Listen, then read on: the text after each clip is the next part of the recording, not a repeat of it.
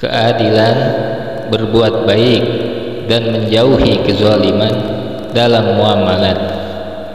Ada kalanya muamalat terkadang dinyatakan sahih, tetapi sedikit mengandung kezaliman yang mana pelakunya akan mendapat murka dari Allah Azza wa Jalla. Di antaranya menimbun makanan yang penimbunnya tersebut dikutuk lalu menyembunyikan cacat. Hal ini merupakan kecurangan.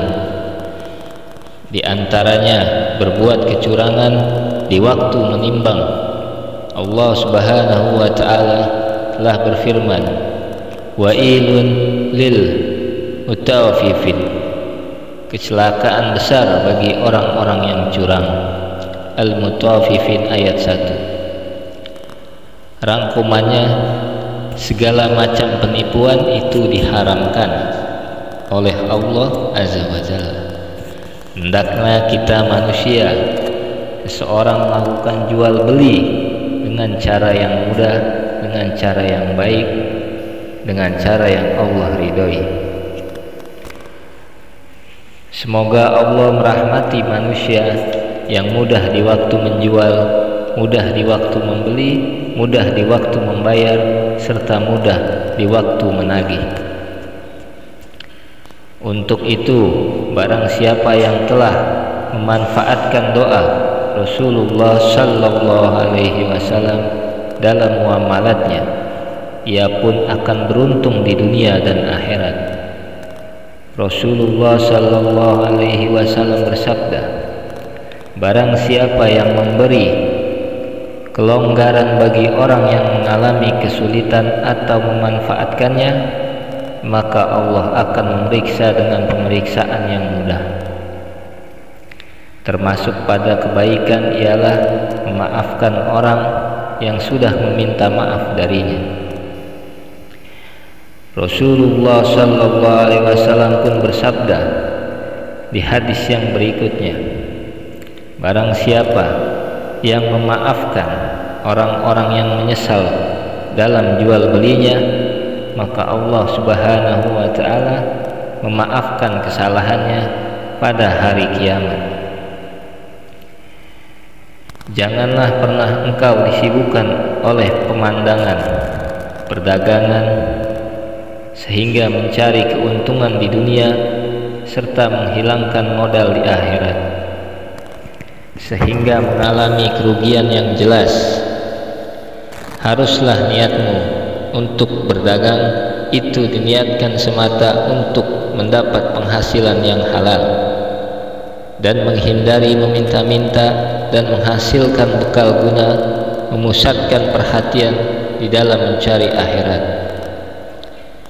Para ulama salaf radhiyallahu anhu tidaklah suka menerima upah dari sesuatu yang termasuk ibadah serta fardu kifayah, seperti halnya memandikan mayat sampai menguburnya. Kesalahan orang-orang pada zaman sekarang ini di akhir zaman, ketika ia memandikan jenazah, ia meminta upah yang sangat besar. Na'udzubillah min dzalik. Semoga ada dari kalian mendengar nasihat ini. Jika Anda seorang yang memandikan jenazah, maka hilangkanlah segala perbuatan tersebut. Lakukanlah perbuatan ibadah dengan ikhlas. Memandikan mayat sampai menguburnya adalah pahala yang sangat besar. Azan dan sholat tarawih, jikalau dengan perdagangan ia menghendaki apa yang kemurkaan tersebut, maka janganlah pasar di dunia membuat lalai dari pasar akhirat, yakni masjid. Allah Subhanahu wa taala berfirman, laki-laki yang tidak dilalaikan oleh perniagaan serta tidak pula oleh jual beli dari mengingat Allah. An-Nur ayat 37.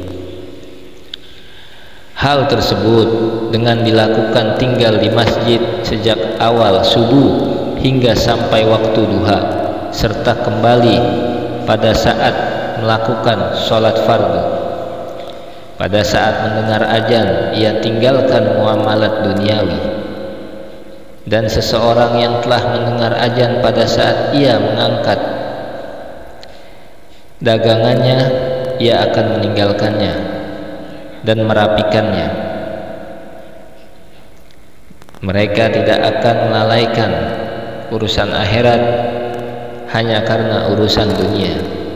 Rasulullah sallallahu alaihi wasallam pun bersabda juga di dalam hadisnya yang ketiga, barang siapa yang sedang memasuki pasar sambil mengucapkan la ilaha illallah wahdahu la syarikalah lahul mulku wa lahul hamdu yuhyi wa yumiitu wa huwa ala kulli syai'in qadir wa huwa hayyun la ya'mutu bi yadihil khair wa huwa ala kulli syai'in qadir. Tiada Tuhan selain Allah, sendiri tiada sekutu baginya. Kekuasaan serta baginya segala puji. Dia yang menghidupkan dan yang mematikan, serta dia hidup kekal, tidak dapat mati, dan dia maha kuasa atas segala sesuatu. Maka Allah menetapkan baginya kebaikan.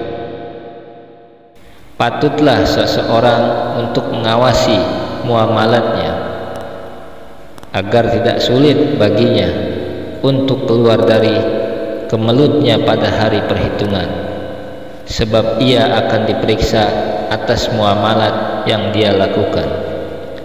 Perdagangan di dunia, muamalat yang kita lakukan di dunia, insya Allah bisa menyelamatkan kita dari siksa api neraka, dan bisa juga membakar kita di dalam api neraka jika kita curang dalam melakukan jual beli di dunia yang fana ini. Semoga Allah Subhanahu wa ta'ala menjauhkan kita dari perbuatan-perbuatan keji, membohongi orang, menipu orang dalam jual beli. Wallahu a'lam bishawab.